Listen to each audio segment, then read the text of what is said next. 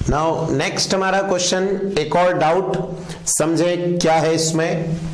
3 conducting sphere A B and C, ये रहे आपके पास 3 स्फीयर ए बी और C as shown in figure, जो डायग्राम में दिख रहा है। फिर the radii of the sphere are A B and C respectively, A वाले की स्मॉल ए, बी वाले की स्मॉल बी, सी वाले की स्मॉल सी, ये इनकी रेडियस गिवन है।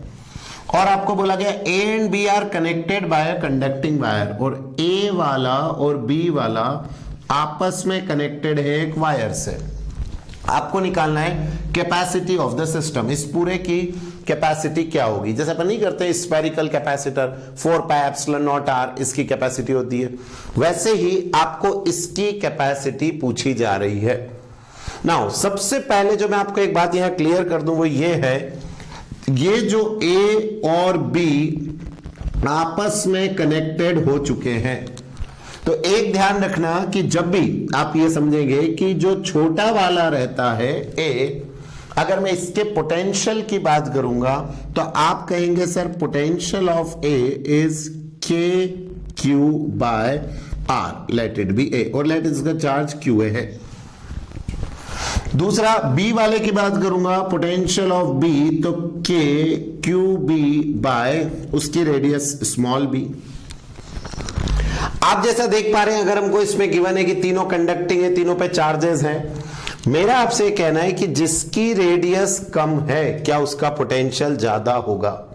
तो अगर हम तीनों पे चार्ज बराबर देते हैं तो यहां क्यू ए क्यू बी बराबर हो जाते हैं। जिसका रेडियस कम, जैसे अंदर वाले का रेडियस कम है, तो बताओ इसका पोटेंशियल ज्यादा होगा, मतलब अंदर वाला हमेशा बाहर वाले से ज्यादा पोटेंशियल पे।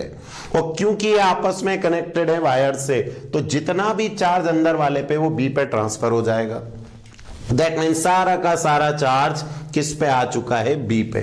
तो आपका यही वाला डायग्राम ए वाला है ही नहीं, कैसे बन गया कि एक स्फीयर है और एक अंदर स्फीयर है, जिसमें अंदर वाले की रेडियस है बी, बाहर वाले की रेडियस है सी। बस ये इतना सा रह गया।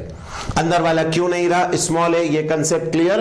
सर अंदर वाले का पोटेंशियल हमेशा ज्यादा रहेगा, बाहर वाले का कम रहेगा। फॉर्मूले से आपको दिख रहा है के क्यू बाय आर से जितना भी चार्ज इस पे होगा सब वो उस पे ट्रांसफर कर देगा, तो कुल मिला के हुआ किस पे, आपके बी वाले स्फीयर पे।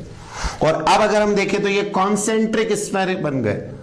तो सिंगल स्फीयर की कैपेसिटी, सिंगल होता है तो क्या होता है 4 पाई एप्सिलॉन नॉट आर।